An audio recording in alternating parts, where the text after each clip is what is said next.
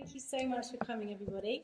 And thank you to OCAD and the ASA for inviting me, to Carol Steen, to Robin, Daphne, Doreen and David for organising this amazing event, which has been fantastic. We've had a workshop event today, which has been really interesting and stimulating, and it's been really fun watching scientists wrangle crayons and paper and paints. So, what is synesthesia? When one sense is stimulated, more than one sense responds, what Richard Sytwick describes as the involuntary physical experience of a cross-modal association. It can happen across two or more of the senses, so people can have more than one type of synesthesia. For example, someone may have colour with sound, but they also may have taste with sound.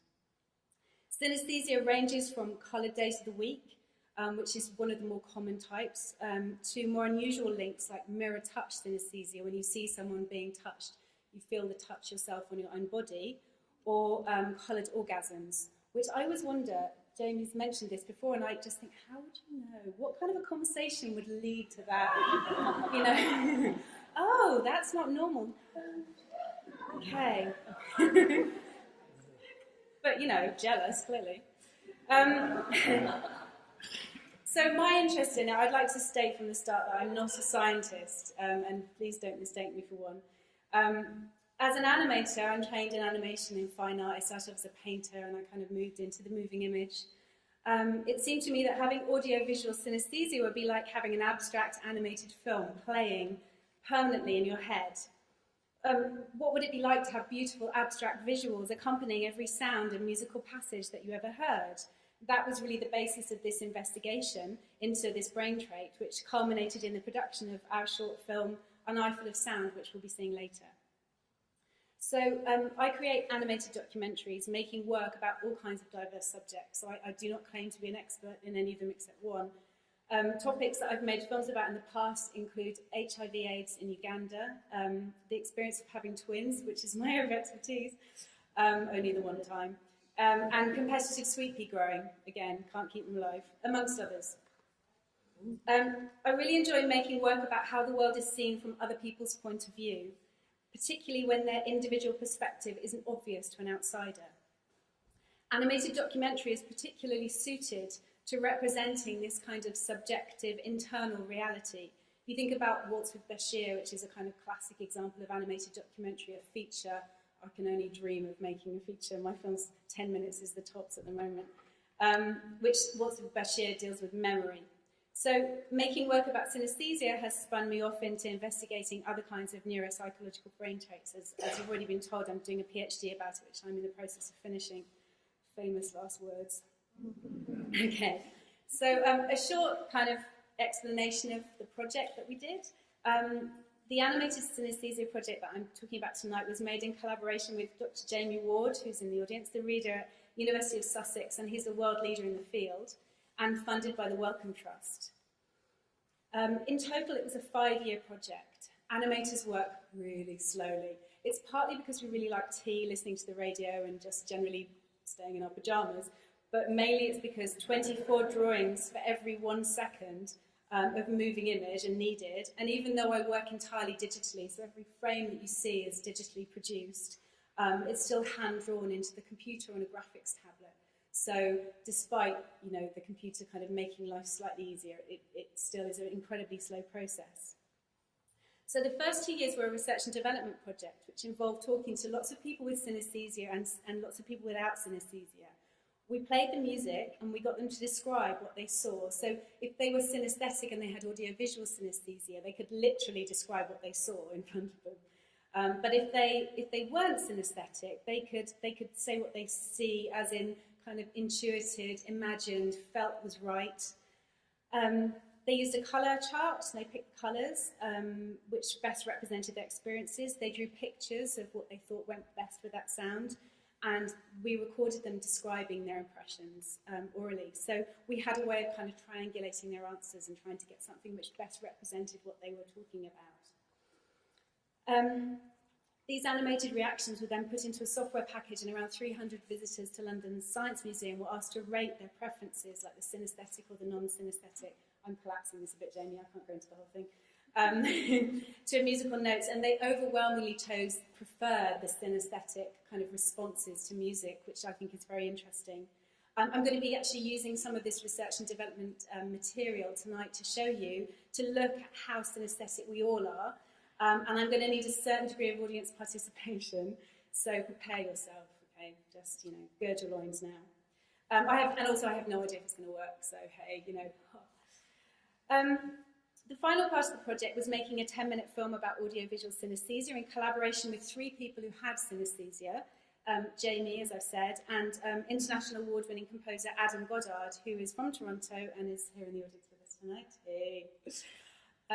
I shall be screening the film we made towards the end of this presentation, so eventually, hopefully, by the end of this talk, you'll have a really good idea about what synesthesia is and what it means to have it. Okay, so what I'm going to do first is play you some music, and hopefully if it works. And what I want you to think about is what kind of palette of colours you would put with this music if you had to.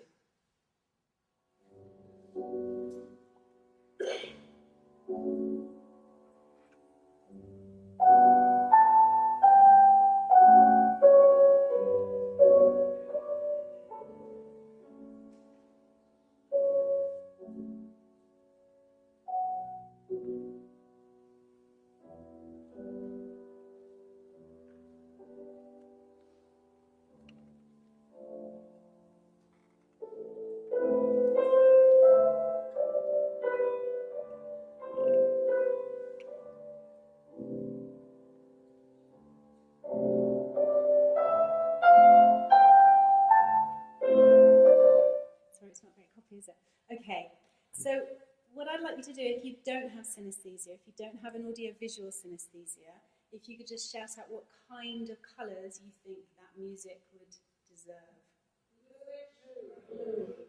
You've got synesthesia. Yeah. Thank you. Blues, okay, blues. Greys. Pink. Are you synesthetic? Oh, okay, cool. It's strange. All right, so blues, greys, pinks, and this is all non-synesthetic, yeah? So anybody with synesthesia who has a strong feeling about what they think it is, yeah? Sorry? Okay, apricot and sweet peas, sorry? Red. Sky blue. Okay, yeah, shout it out, please. Okay, cool. Okay, it's a piano, right? Yeah, of course. Yeah? Okay, thank you. Oh, that sounds pretty. I like your head. There you go. Okay, so interesting. I mean, good. You've performed correctly. What I kind of thought was that people who don't have synesthesia would have a kind of general sort of sea-like feeling about it, like the colours of the sea, so sort of blues and greys and greens and those kind of colours. And people who have got audiovisual synesthesia, on the other hand, have very sort of idiosyncratic and very firm ideas about what it is, which don't really kind of intersect with each other's ideas at all. I mean, you have beautiful responses, but they don't necessarily kind of fit in, which is, I think, part of what we're going to look at. So I'm referencing this idea of a synesthetic continuum. In 2001, Gail Martino and Lawrence Marks stated that there is considerable evidence that one can create, identify, and appreciate cross-modal connections or associations, even if one is not strongly synesthetic. They talked about synesthesia having strong and weak forms, the strong form being what we would think of as somebody who is truly synesthetic, with idiosyncratic and systematic responses to sensory stimuli, and literal associations regardless of context. Weak synesthesia, as they described it, is very common, although less idiosyncratic, and the semantic associations are metaphorical and only recognised in context. So it has been suggested that a reason that we might all have a synesthetic sympathy in the non-synesthetic population is, Simon Baron-Cohen suggests that until about 4 months old we perceive the world synesthetically. That's a perspective. And then after that, those perceptions become separate. At the American Synesthesia Association in 2010 in Nashville, Julia Simner, in her keynote, suggested a synesthetic continuum, and I really like this idea, mainly because I'm not synesthetic. and so I would like to join this party. And, and there's more similarity between synesthetes and non-synesthetes than has previously been thought.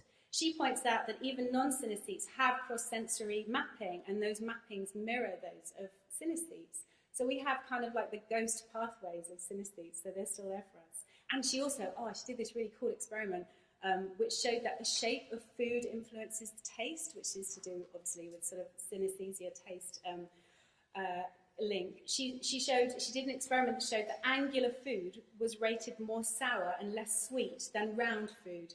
Isn't that bizarre? And even like the plate shape, like if you put stuff on a triangular plate, people rate it as less sweet than food that's on a round plate. I love that. Oh, that's great. Okay, so let's look at some reactions to sound. We've got, first of all, I've got some synesthetic reactions to sound. These are taken from interviews that I've done with people who have synesthesia describing a particular note that I've played them. So the lower note is crimson. It's like a 3D tartan, but all apart. The threads are crossing each other. It's hairy and coarse, like gardening twine. It's interesting, when I first started studying synesthesia, I thought it was going to be all about colour.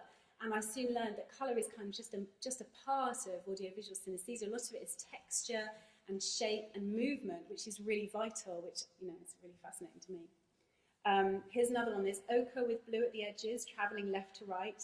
The colour resonates out to a watercolour background. And as the note ends, the tube breaks. This is a note played on a violin. What? And this is a good one. This is kind of my favourite, because this guy was studying astrophysics, and he only came along because his mum made him. And, and he kind of felt everything quite outside of his body. And I played him a note, and he was just really embarrassed, the whole thing. He would hardly tell me, but this one he sort of managed to blurt out in the end that the way he experienced that note was it was a vibrating thick woolly blanket, and he felt it at waist level. That was genius.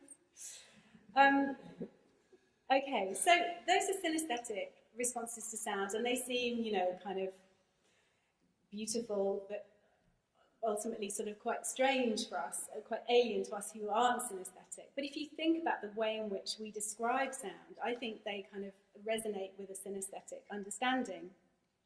So, for example, we might talk about emotions for sound, like we might talk about sad music or joyful music. Well, you know, the music itself doesn't have emotion. We might talk about the shape of music, like whether it's flat or sharp. Those things, you know, aren't necessarily in the music, and yet if you talk about that with musical terms, then we understand exactly what you mean. We might talk about its place in space. We don't talk about, you know, a vibrating woolly blanket, but, you know, if it's soaring music, if it's low music, you kind of have an understanding of what that means. And we might even talk about the taste of music. Like this is Jane was talking this morning about when composers talk about music being salty, which I'd never heard. It's more likely to be, look, I want to make it a bit more salty. It's kind of a bit more staccato, which is great. And also, you know, like this music has a real sweetness to it. What does that mean? You know, we don't taste music. And yet, if you say that to somebody, they would understand what you meant by it. So I have some stuff to show you. The first thing I'm going to show you is a section. It's sort of a couple of minutes long, and it is a cut clip of some synesthetic and some non-synesthetic reactions to the same sound. So I think, see, this is the kind of thing I should have checked. It's either 4 or 5 notes, and I think it's 4 people, and they're in the same order every time, okay? So one of them is synesthetic, and one of them, you know, half of them are synesthetic, half of them are non-synesthetic, but it's their reactions to the sound. And I'd like you to have a look and see if you think you can work out who has synesthesia and who does not.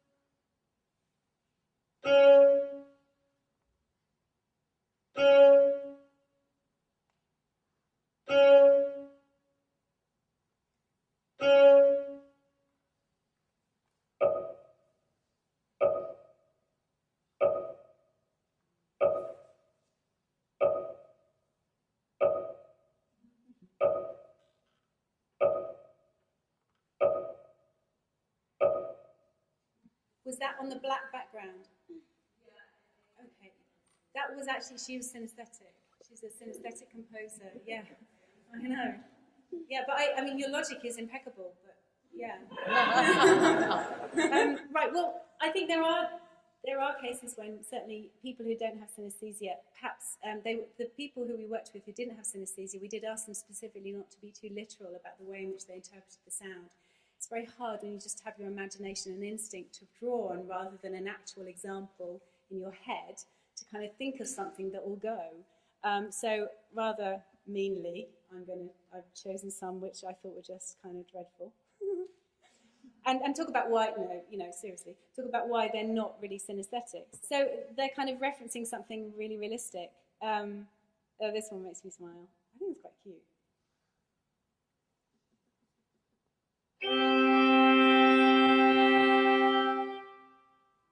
I mean, gosh, they're athletic, aren't they?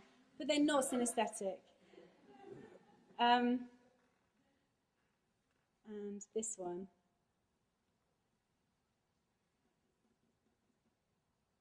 Yeah, not really.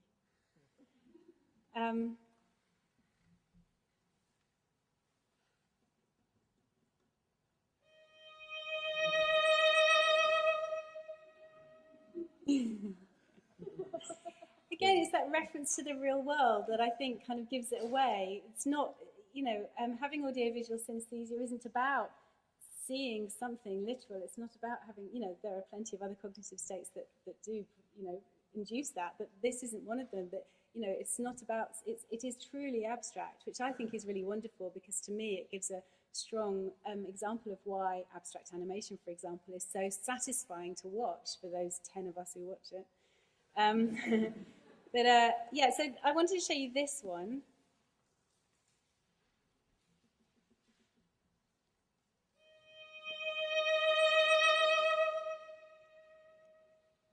I mean, clearly that's a tablecloth in the wind. And it's not a synesthetic reaction, but I thought it was interesting to compare it against this one.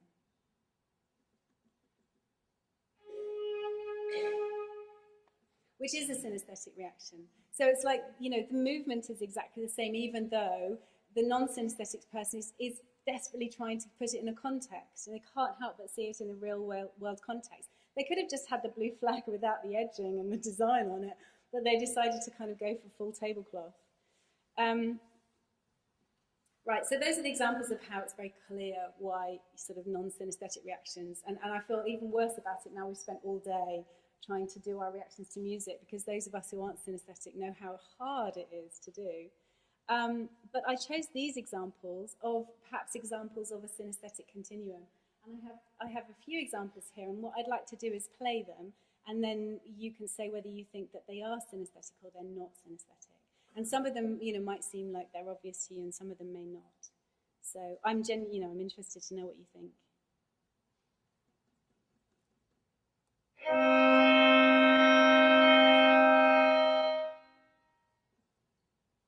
Yes or no? Oh, okay, that was kind of torn. Let's have a look at this one,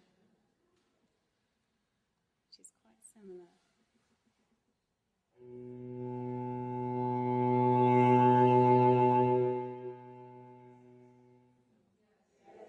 Oh, overwhelming, yeah. Okay, I'll try to pair these so that they're kind of together. But yes, you're right. I mean, some of you are right, some of you are just like me, you're all wrong. But the first one was not, the second one was synesthetic. Okay, let's try another couple. Okay, because I could trick you by putting two synesthetic ones together.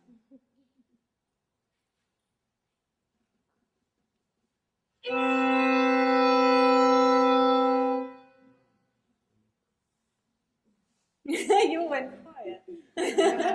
What do you reckon, yes or no? Yes or no. Okay, interesting. Yeah, you're right. Okay.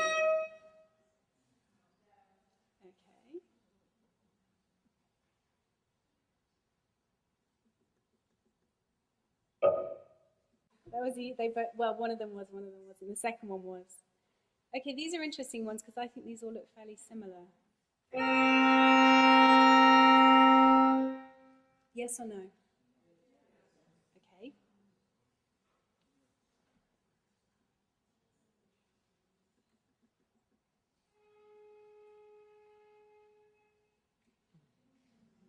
Yes or no? Some yeses, some no's. You said yes. That second one was a no. But the interesting thing is, with the first one here, this was when we played the music to them. We had a violin player and a cello player, and we recorded them playing. And the people listened to them on headphones. Now, when you listen to something on headphones, you listen in a different way than when you listen over speakers or when you listen to something live. So you hear every kind of breath. And the violinist was wearing a charm bracelet, and it had a very slight tinkle at the end. So you can't really hear it. But on this, you'll notice at the end, there's a little mark at the end. And I said, what's that? And she was like, there's something on there, I can hear it. And so she drew the charm bracelet as well. But then this person, who's not synesthetic,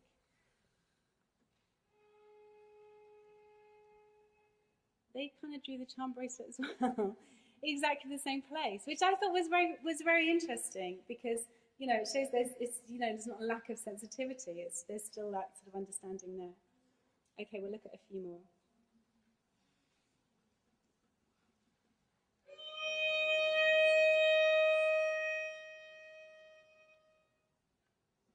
Yes or no? Yes. You're good.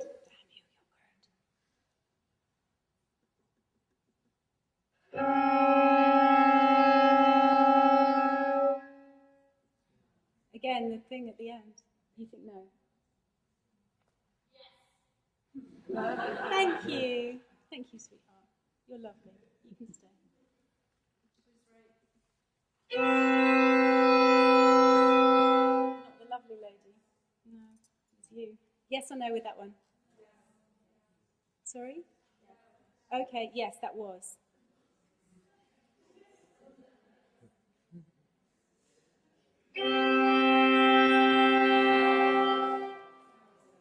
Oh, okay, interesting. I like that one. I like that one. Good.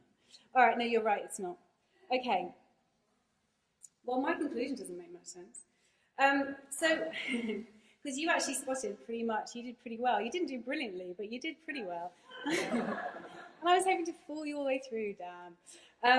But I think I've proved, and I'm allowed to say that because I've got the microphone, I think I've proved that there is kind of more similarity than you might expect. When we first did this research and development, it seemed pretty clear to me that there wasn't the overlap, and that the synesthetic work was much more appealing.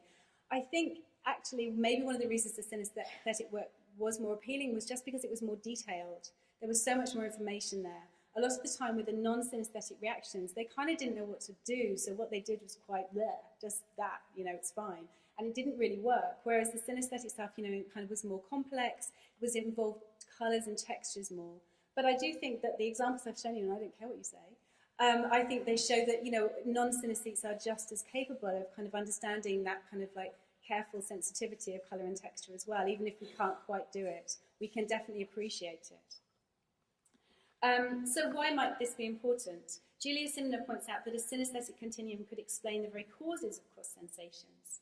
To me as a filmmaker, and to all of us as part of an audience of the arts, it helps to explain why people are moved by the same passage of music, why they find some images and some sequences more right, so something about it just fits, it seems correct, than others, and why many of us may think that Satie's work is coloured like the sea.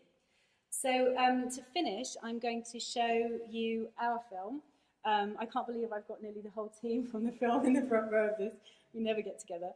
So I'm going to show you our film, An Eyeful of Sound. It's 10 minutes long, and we may have a couple of minutes at the end, just if you have any questions.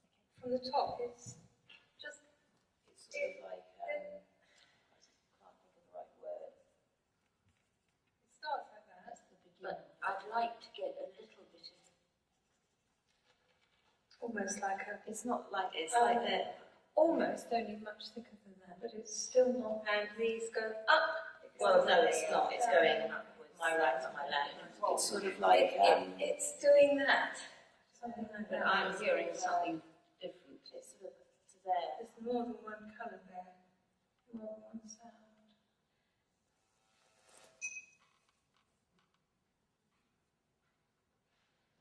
I like muted sounds, that kind of thing.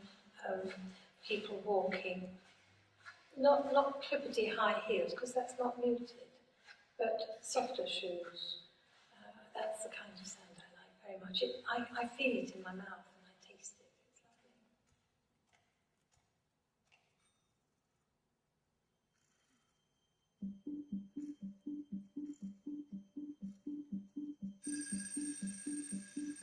All sounds have colour. The alphabet has colour. Words and numbers. These are the meek of colour. Each day has a colour in a certain shape.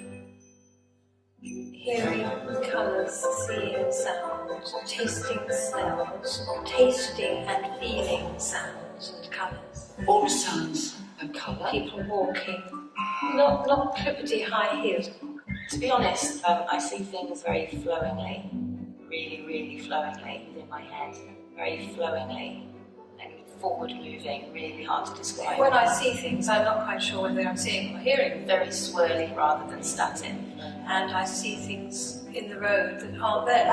I see it within my body. That's because I've heard something. Hard to describe. All around my body and within my head. I just thought it was very normal. That's how it's always been, sort of thing.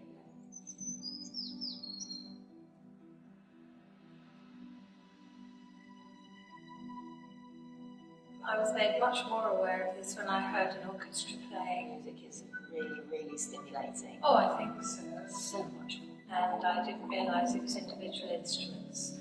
I thought there was some sort of coloured quilt. I couldn't quite make out what was going on. Everything's very smooth, like chocolate, waves of chocolate. It's in my body coming right up and out. Well, I just saw this most glorious series of colours. Rich, purpley pink. And they went up and then they came down again. And, oh, it was just lovely. And I said, what is that? Oh, there's no question about it. All sounds have colour. The alphabet has colour. These are the meek of colour. Each day has a colour in a certain shape.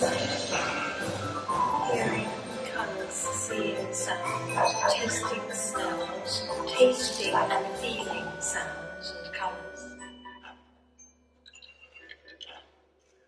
But I sometimes think that these colours don't really exist outside our heads.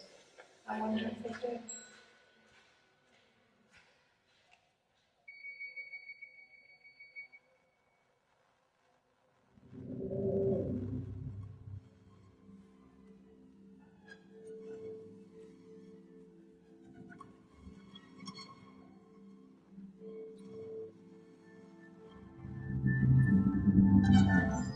So synesthesia is a fascinating condition where people experience the ordinary world in very extraordinary I ways. can't imagine what it's like without it. And it's often described as a mixing of the senses, so these people have like an extra sensation, so when they listen to music they might experience coloured blobs appearing and moving and swirling. If you haven't got synesthesia, I don't know how you would see classical music, but I imagine everybody sees it as being very flowy.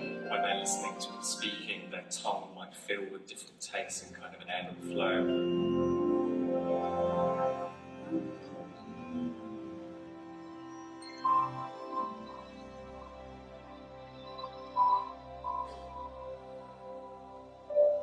So we think of it as an extra sensation, but to them it just feels completely normal. It feels like our experiences have something absent from them.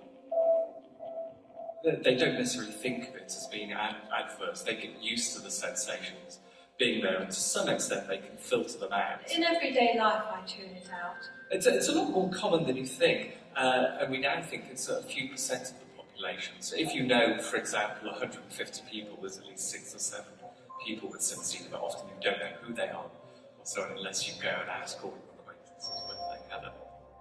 It's like saying, when do you first remember having hair? You know, it's just always, that's how it's always been, sort of thing.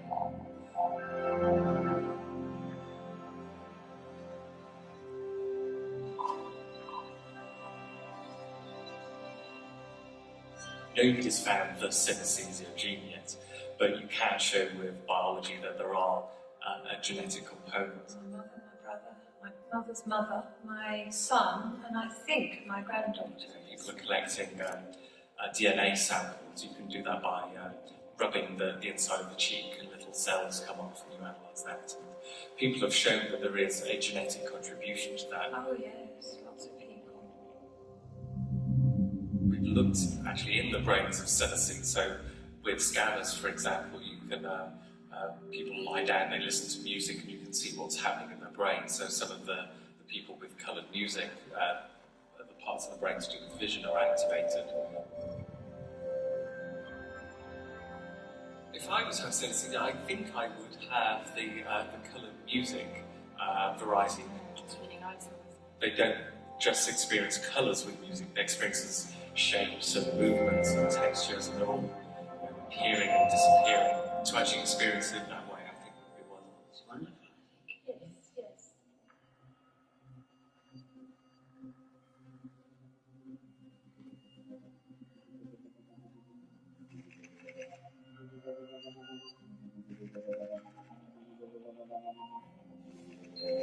This is the starting sound that starts, which is a silvery sound, Meeting your website. and then out of it come three little red polyberries.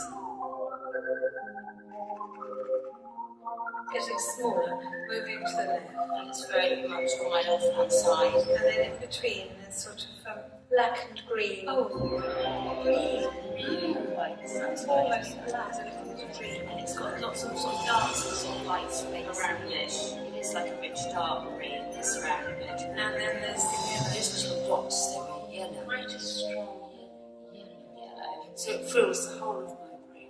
Oh, They make my brain go to little points of yellow in this one. yellow ochre and then a bright yellow. Yellows and whites, zigzaggy lights. And then tiny little silver bits. Yes, the silver is nice and Really moving sound. tiny little silver balls, sparkling ones, see-through ones. Lots of sort of textured little bubbly bits over time. Right to left. Lots of crashing. Lots of sort of they jiggle and wriggle like electricity, like a whole load of electricity, sort of vibration, they're all vibrating in each other. and I feel the vibration in my body. There's a lot going on.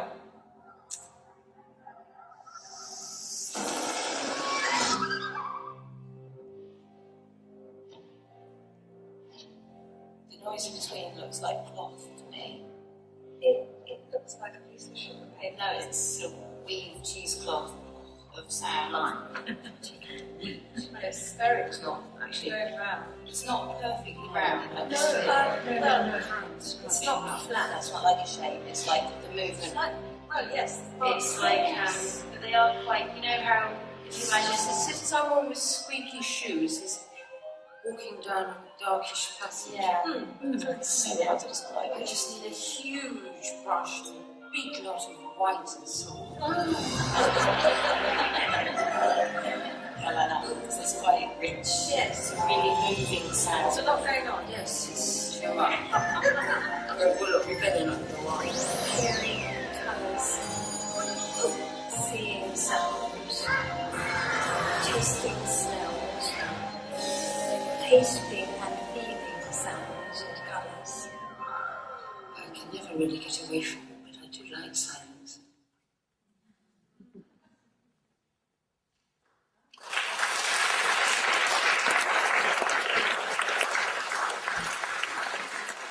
Every single kind of synesthetic reaction there was carefully kind of elicited from the people with synesthesia, so it was really important. It was exactly as they described it. Some of the bits, there's a bit with a balloon, and the synesthetic reaction was like a big silver sperm, and I was thinking, oh, that looks a bit rude, I don't know how to put that in, but then you can't really change it because it's her reaction, and so it's not my aesthetic that's kind of being served here, it's their experience. So in order to have any authenticity, that had to be put in. Also, because our composer is Canadian, the sounds of loons made their way in. We don't have loons. We don't really know what they are. But they were there, and they were the ovaries. Again, it was like, what? But, yes. No, there was no smell, because it's a film, so it doesn't involve smell. I mean, there have been films that have involved smells with sketches and sniff cards, but this was going to be produced as something which represented, there's so many different types of synesthesia. I needed to kind of like, sort of bring it down to just one kind, which I chose audiovisual because of its affinity with the medium of film, with the form of animation. Interestingly enough, there's last night, it's Friday, isn't it? Thursday night in London, there was a perfume pop-up shop in the King's Road in London, and they emailed me to ask me if they could show this film on their final night at their party, because both their perfumiers are synesthetic, and they thought it represented, the synesthetic trait, whilst obviously not representing, smell. Yeah, it's online. It's on Vimeo. It's on Vimeo, so if you look, and you can download it as well from Vimeo. I've allowed it to be downloaded, so anybody who wants to use it can use it for any reason. An Eyeful of Sound. Yeah.